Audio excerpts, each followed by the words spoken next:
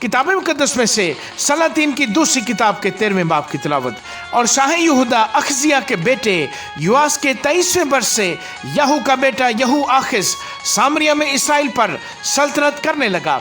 और उसने 17 वर्ष सल्तनत की और उसने खुदावंद की नज़र में बदी की और नबात के बेटे यरबाम के गुनाहों की पैरवी की, जिनसे उसने बनी इसराइल से गुनाह कराया। उसने उनसे किनारा न किया और खुदावंद का गुस्सा बनी इसराइल पर भड़का और उसने उनको बार बार शाह आराम हिजाइल और हिजाइल के बेटे बिन हदद के काबू में कर दिया। और यहू आखिस खुदावंद के हजूर गिड़गिड़ाया और खुदावंद ने उसकी सुनी, क्योंकि उसने इसराइल की मजलूमी को देखा कि आराम का बादशाह उन पर कैसा जुल्म करता है। और खुदावंद ने बनी इसराइल को एक निजात देने वाला अनायत किया, सो वो अरामियों के हाथ से निकल गए और बनी इसराइल पहले की तरह अपने डेरों में रहने लगे। तो भी उन्होंने यरबाम के घराने के गुनाहों से, जिनसे उसने बनी इसराइल से गुनाह कराया, किनारा कुशी न की, बल्कि उन्हीं पर चलते रहे। और यह सीरत भी सामरिया में रही। और उसने यहू आखिस के लिए लोगों में से सिर्फ 50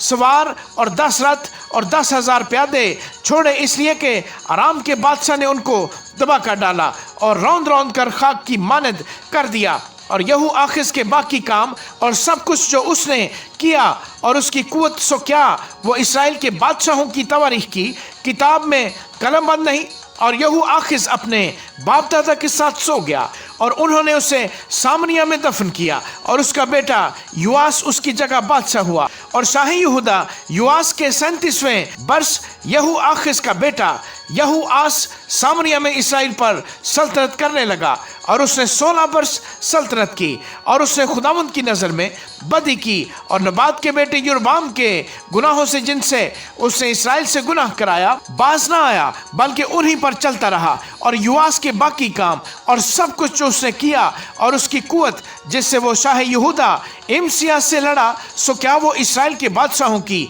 तवारीख की किताब में कलमबंद नहीं।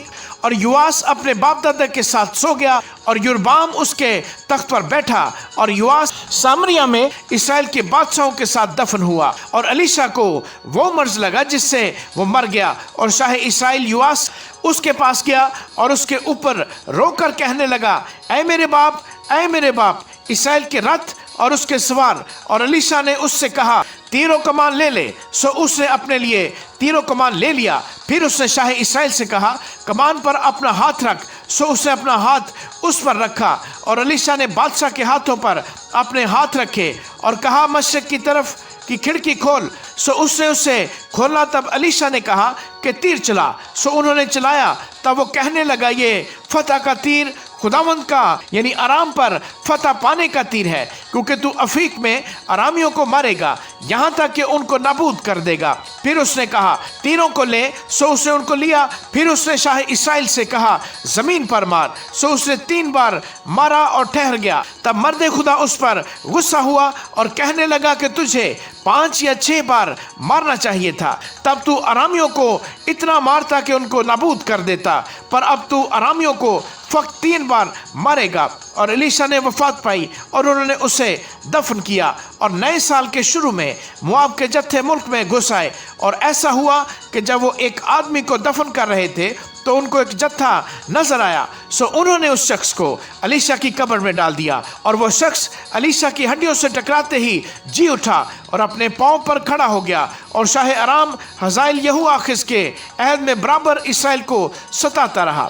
और खुदावंद उन पर मेहरबान हुआ और उसने उन पर तरस खाया और उस अहद के सबब से जो उसने अब्राहम और इसहाक और याकूब से बांधा था, उनकी तरफ इल्तिफात की और ना चाहा कि उनको हलाक करे, और अब भी उनको अपने हजूर से दूर न किया। और शाह आराम हिजाइल मर गया और उसका बेटा बिन हदद उसकी जगह बादशाह हुआ। और यहू आखिस के बेटे युआस ने हजाइल के बेटे बिन हदद के हाथ से वो शहर छीन लिए जो उसने उसके बाप यहू आखिस के हाथ से जंग करके ले लिए थे। 3 बार युआस ने उसे शिकस्त दी और इसराइल के शहरों को वापस ले लिया। आमीन।